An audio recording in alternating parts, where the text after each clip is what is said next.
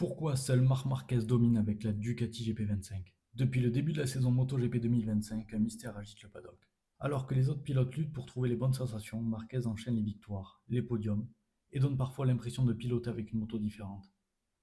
Dans cette vidéo, on va plonger dans un comparatif technique entre la Ducati GP24 et la GP25, comprendre les forces et faiblesses de chaque version et surtout analyser ce que Marc Marquez fait mieux que les autres.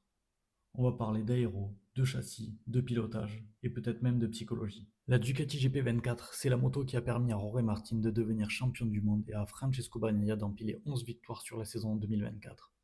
Elle est stable, équilibrée, bien connue des teams satellites et même en 2025, elle reste ultra compétitive.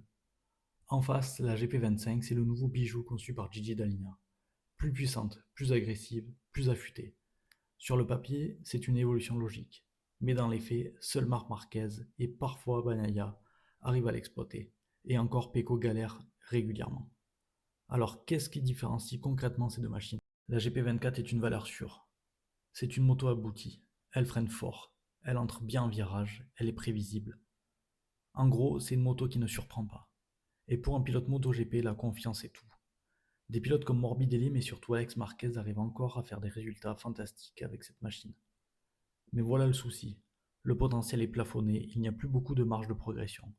Ducati le sait et c'est pourquoi ils ont misé gros sur la Ducati GP25. On peut se poser la question, la GP25, est-ce un coup de génie ou une erreur? Sur le papier, la GP25 devait être l'arme ultime. Nouveau moteur avec plus de couple à mi-régime, châssis modifié pour plus de vivacité, nouvelle aérodynamique avec plus d'appui, accélération plus franche en sortie de virage. Avec le gel moteur pour 2025 et 2026, Ducati joue la prudence. Le moteur est à peine modifié pour privilégier la fiabilité, car il ne pourra plus évoluer pendant 2 saisons. Mais sur la piste, la GP25 est instable au freinage, capricieuse, difficile à régler, ultra sensible aux conditions météo ou à la température de la piste. Les pilotes Ducati s'en plaignent tous. Francesco Bagnaia parle d'un manque total de feeling à l'avant. Fabio Di Antonio dit que la moto bouge trop et ne lui permet pas d'être régulière. Alors, comment Marc Marquez fait-il pour dompter cette machine si complexe? Et c'est là que la vérité éclate. Ducati n'a pas conçu la GP25 pour Marc Marquez. Ils ont simplement tenté de faire évoluer leur moto comme chaque année, en allant chercher plus de tout. Puissance, grip, efficacité.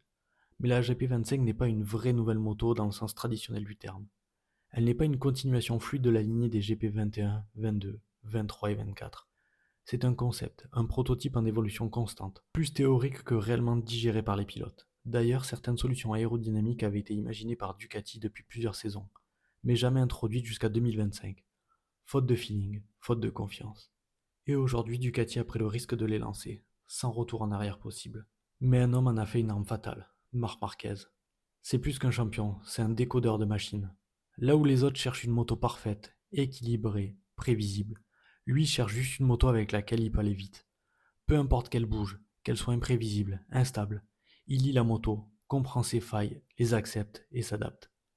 Il n'essaie pas de corriger la GP25 pour qu'elle devienne comme la GP24.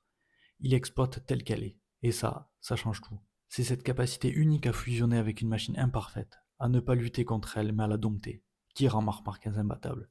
Et il ne faut pas oublier une chose, malgré son arrivée tardive chez Ducati, il s'est intégré à une vitesse folle, a pris ses marques, trouvé un setup sur mesure et a transformé cette moto brute en un outil de victoire. Alors est-ce que Ducati a fait une erreur stratégique avec la GP25?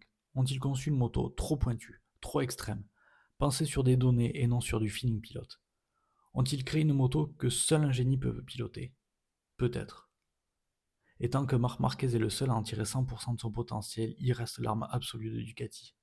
Mais attention, une moto d'usine, c'est aussi une machine de guerre collective.